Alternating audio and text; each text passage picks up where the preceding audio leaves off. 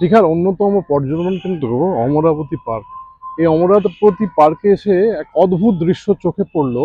বাচ্চাদের পার্কগুলো একদমই রক্ষণাবেক্ষণ হয় না। আমি ছবিতে দেখাচ্ছি আপনাদের। দেখুন, স্লিপ ভাঙা, বাচ্চারা উঠতে পারছে না। দীঘা শঙ্করপুর উন্নয়ন পর্ষদ 10 টাকা প্রবেশ মূল্য করেছে, তার সত্ত্বেও রক্ষণাবেক্ষণের বড়ই অভাব। এই বিষয়ে কি নজর দিয়ে দেখা উচিত, বিশেষ নজরে রাখা উচিত। দোলনাথ দেখুন কি চেহারা,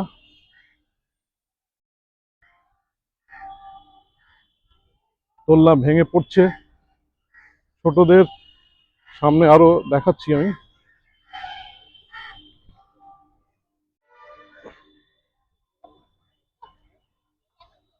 স্লিপগুলো ভাঙা রয়েছে, কেউ চড়তে পারছে না।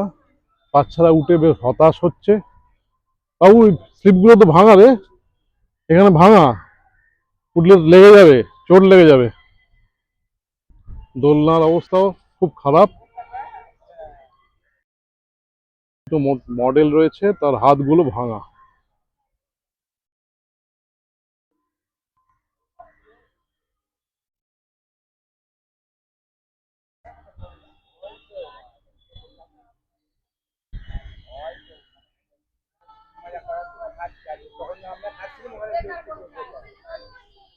সামনে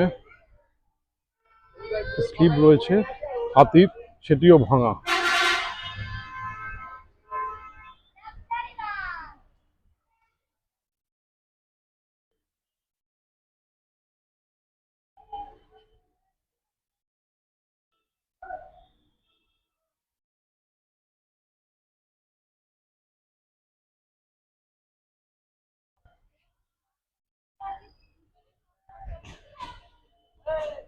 বেশ হতাশাজনক অবস্থা পুরো পার্কটা। অমরাবতী পার্ক একসময় অন্যতম জনপ্রিয় পর্যটন কেন্দ্র ছিল, কিন্তু বাচ্চাদের নিয়ে এসে এই পার্কে হতাশই হতে হলো।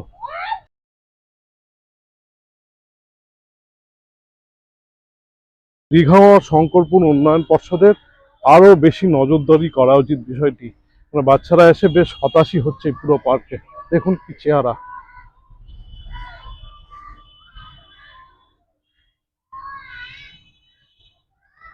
স্লিপগুলো জিরাপের স্লিপ, ভাঙা।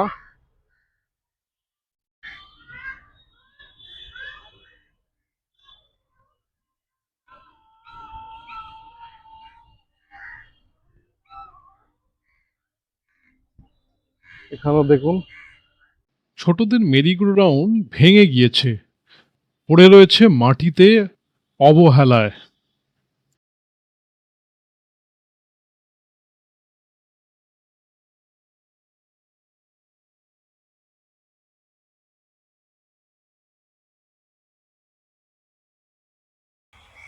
নিউ দীঘা সমুদ্র সৈকত থেকে 1 কিলোমিটারেরও কম দূরে অমরাবতী পার্ক, অন্যতম পর্যটন কেন্দ্র। চলতি 2025 সালের মার্চ মাসে এই পার্কে গিয়ে বেশ হতাশ হতে হলো। 10 টাকা মূল্য দিয়ে প্রবেশ করেছিলাম। ছোটদের পার্কের বেহাল অবস্থা, ভেঙে গিয়েছে একের পর এক রাইড। দোলনা, স্লিপ, কার্টুনের মডেল আর কোনোটাই আস্ত নেই। মন মরা হয়ে গেল আমাদের দুই খুদে। উপকূলের মনোরম সৌন্দর্যের মাঝে অমরাবতী পার্ক, কিন্তু রক্ষণাবেক্ষণের বড়ই অভাব।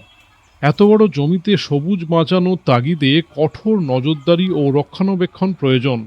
এ বিষয়ে দীঘা শঙ্করপুর উন্নয়ন পর্ষদের দৃষ্টি আকর্ষণ করছি।